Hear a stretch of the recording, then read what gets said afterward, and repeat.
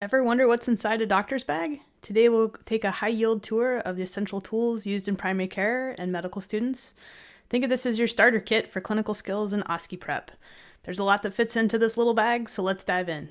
First up, the stethoscope, the symbol of medicine. We use it to listen to or auscultate the heart, lungs, and even bowel sounds. Mine is a digital echo stethoscope, which has noise canceling and Bluetooth. Comes in handy in the clinic, but a basic Littmann will do the job for most students. This is the tool you'll probably reach for the most. Next is the blood pressure cuff or sphygmomanometer. Paired with your stethoscope, this measures systolic and diastolic blood pressure.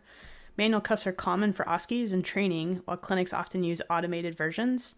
Since cuff size and arm position are important for accurate readings, I'd recommend carrying different cuff sizes so you can find the best fit for each patient. I also like to have an analog watch to measure breathing rate and also pulse. You can learn some helpful information by actually feeling a patient's pulse, like amplitude and strength. This one has easy to read divisions for every 15 seconds. Inside this little case is my pulse oximeter, which clips on to the end of a finger and quickly gives you two numbers, heart rate and oxygen saturation. I like to keep an extra set of batteries here as well for various equipment or my pulse ox. Sometimes it's handy to have a ruler for certain measurements, so this ruler hardly takes up any space in my bag and it's easy to clean. This is optional, but I like to have a goniometer for measuring joint angles for physical medicine. It's nice to be a little more precise sometimes. And then having a flexible measuring tape is key for all kinds of measurements on the body, like approximating leg length, PMI at the apex of the heart, size of the liver, etc. Okay, so next up, tuning forks. They come in two main frequencies. The 128 Hertz is for vibration sense and neuro exams and also fracture screening. The 512 fork is key for hearing tests like Weber and Rene. They may not seem exciting, but they are a staple for neuro, phys med, and ENT rotations.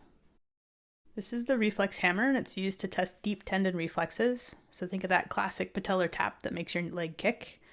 Different designs exist, like the Taylor, Babinski, and Queen Square hammers. I like the weight and feel of this one personally, but what's most important is practicing and getting the hang of how to test those various tendon reflexes. Sometimes the hammers come with a sharp, dull instrument at the base, like this one. I would not use these due to the ability to truly keep these sterile. It's best practice, in my opinion, to use a disposable, sharp, dull instrument like this toothpick, a cotton ball, a tongue depressor, etc. All right, and for the neuro exam, as I've noted, toothpicks also come in handy for sensory testing, and I keep a couple of coins in my bag to help test fine motor skills, sensory perception, and cognitive function. And for testing cranial nerve 1, olfactory sense, I like to have some mild essential oils, but you could also use a container with ground up coffee, chocolate, and so forth. The pen light, small but powerful. We use it for all kinds of purposes like checking pupil reflexes, looking on the throat, and examining skin and wounds. A simple, affordable tool you'll use pretty much every day. These pens have a ruler and pupil size approximations, but often your Snellen vision chart do as well. And then we have the otoscope and ophthalmoscope. The otoscope lets us examine the ear canal and tympanic membrane, which is especially important for pediatrics and primary care. The ophthalmoscope is used to examine the back of the eye, including the retina and optic nerve. These are essential for spotting conditions like papilledema, diabetic changes, or hypertensive retinopathy. Many clinics provide them, so students don't always need to buy their own, but I think having one to practice and knowing how to use them is crucial.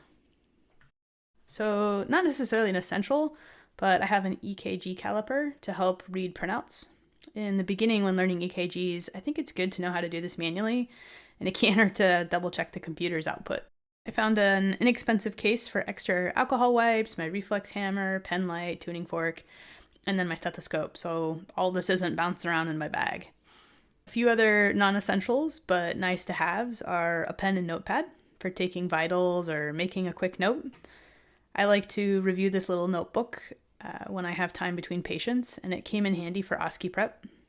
And it can never hurt to be minty fresh for your patients or your peers. And I also like to keep a high protein snack just in case I need some energy on shift. And that's your quick tour of my doctor's bag. Pretty cool to think all that fits in this little bag. These tools form the foundation of physical exams, especially for primary care and medical students. In upcoming videos, I'll break down each piece of equipment in more detail, like how to use it, common mistakes, pros and cons, and high-yield tips. I'll leave a list of all my equipment in the description box below in case you're interested. And don't forget to subscribe to ScrubNotes so you don't miss out on future videos.